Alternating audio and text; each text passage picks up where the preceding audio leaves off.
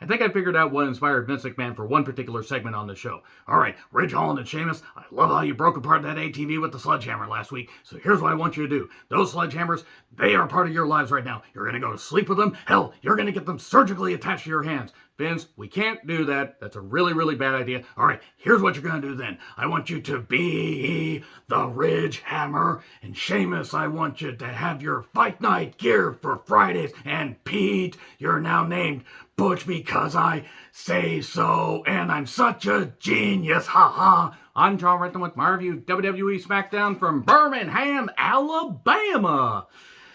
Apologies to any people from Alabama or Arkansas, as one of my Canadian friends once called it. Yes, they called it Arkansas. I don't know why, but then again, I had a Canadian cousin that called it Spokane. Spokane, Washington. Spokane. Moving on from that. Nothing against Canadian people. You're all awesome. We just pronounce things differently, but boy, that whole sledgehammer thing turned out to be a little bit dooming. Doom, and gloom. And okay, look, I try to have a bit of a mildly, goofily entertaining opening there, but Big E, I hope Big E's going to be alright. That was really, really fucking scary.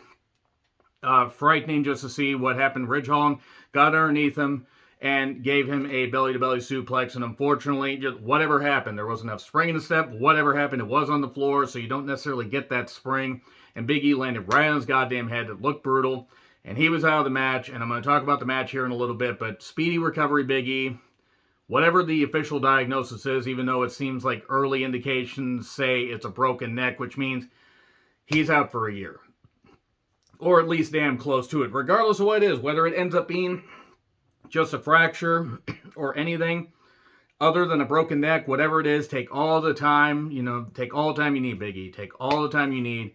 Every fan is supporting you 100%. Regardless of, the severity of the injury, I just want to be 100%. And hopefully, when he comes back, he can just get the big pops like he used to, and the New Day can continue. I just want Big E to be all right. Now let's crack on with the review.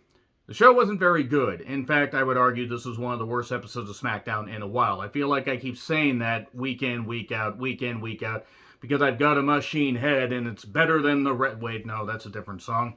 Recaps of the MSG show where Roman stood over Brock and made him acknowledge his meat, shoving his meat right there in his face. Sorry, lost my train of thought there again.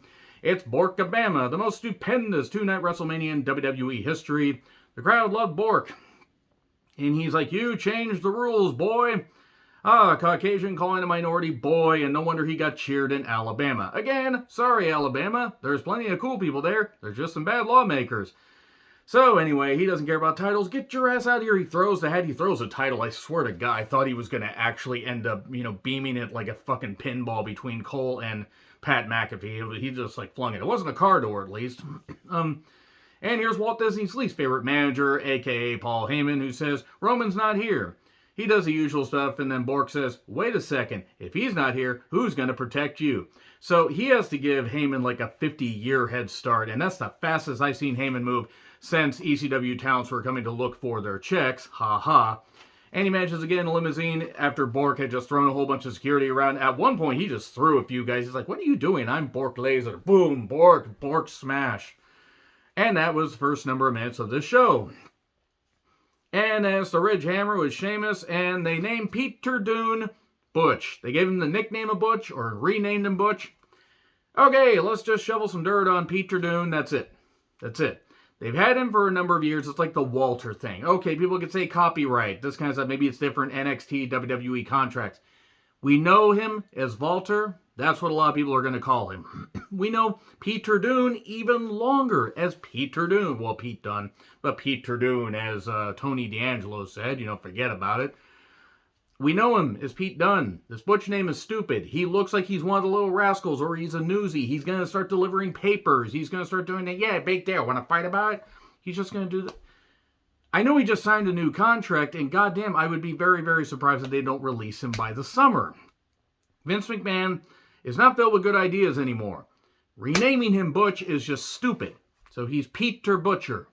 He's Pete the Butcher. He's the Butcher Dunne Shaw. No, he's Peter Butcher. Let's just call him Pete Dunne. That's what his fucking name is. All right. Yeah, he's fucking toast. Stick a fork in him. So, New Day versus the Ridgehammer and Sheamus with Pete Dune. And I do want to say that hopefully we can get some fresh tag teams up. And once again, hopefully Big E's going to be all right. Because that was really, really scary what happened. And he put up a video saying that early indications say it's a broken neck. Which, God, I hope it's really not. Sheamus and Ridge win. That's not really that important in the grand scheme of things. And then Peter Butch decides to beat up Kofi after the match. And again, I just hope Big E's going to be all right. Recaps of the Owens-Austin stuff, and it won't be a match. Austin has a response, and whatever. It's going to be a segment. Austin is smart if he's not going to have a match, because at 57 years old, I don't care how great a shape he's in. I don't care if he's had the surgeries on his neck, his knees. He's still 57 goddamn years old, and he had to retire due to all those injuries in 2003. So, the match flow was Sami Zayn and Johnny Knoxville. And I just want to say right now, I hate this feud. I hate it with every fiber of my being. It's terrible. Sami Zayn deserves $5 fucking million just for working with Johnny fucking Knoxville, of all people. And it's dumb. It's not dumb to involve celebrities. It's dumb to involve bad celebrities. And Johnny Knoxville, I mean, it ain't as bad as Logan Paul, but then again, Johnny Knoxville may have toasted his brain doing all that stuff, but he never filmed a dead body in a Japanese rainforest. Or a Japanese forest, not a rain. I don't think they have rainforests over in Japan. I don't think the climate allows for that. But this is dumb. And Zayn can't concentrate, and he's going to face off against Ricochet, the mystifying man Ricochet, Mr. Chet, as it were, for the Intercontinental Championship in a rematch tonight. And then Drew comes out to make his entrance. We go to break, and then we cut to the Raiders being attacked by Corbin, Shanky, Jinder, and Moss. Remember when they were War Machine, they were dominant? Can we get back to that? Are they going to be released soon? Because they keep getting attacked either on their way to the ring or in the back. They lost a tag team championship match recently. I just don't fucking get it. I mean, granted, one of them's married to Sarah Logan, and that guy can piss the fuck off as far as I'm concerned. But Drew ends up getting glommed, but then overpowers him and pulls out a sword and points at the WrestleMania sign. I was hoping that he would hack off the head of the creative mind that came up with this bullshit.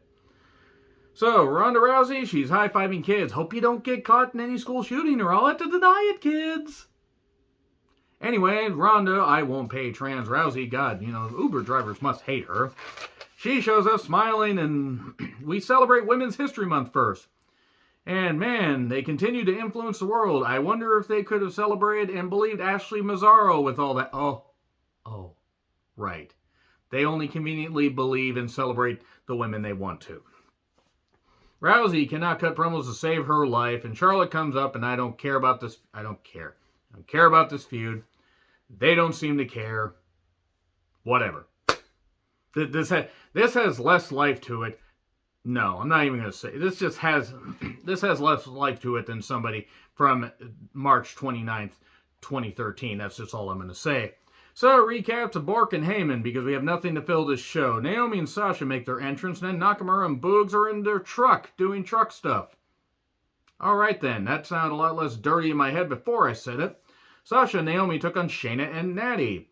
Joined in progress, Zelina and Carmella were at ringside in chairs, and then at one point they threw somebody at Carmella's chair. She blended in with the goddamn chair because she's tanned so much like that girl in Final Destination 3. Which one? I'll let you decide, since they both ended up burning to death, which is what I feel like doing as opposed to watching Carmella wrestle. And Sasha, I think, pinned Natty. I honestly tuned out of this match because I didn't really care, and that's nothing against the people involved, but it's just the women's tag division means nothing. They should have never brought back the women's tag titles. They should have just had a mid-card title. Had a mid-card title, have it go between that, or have the tag team championships go between all three brands. Because they don't need two sets of women's tag titles. So Boogs and Nakamura show up after the Usos cut a promo that I didn't care about because they're just, we the ones. And they were just doing, we're the ones. Ooh, finger the claw. So anyway, Boogs and Nakamura show up. They want a tag title shot. And then Boogs beats Jey Uso with the most devastating maneuver in all professional wrestling. Oh, wait.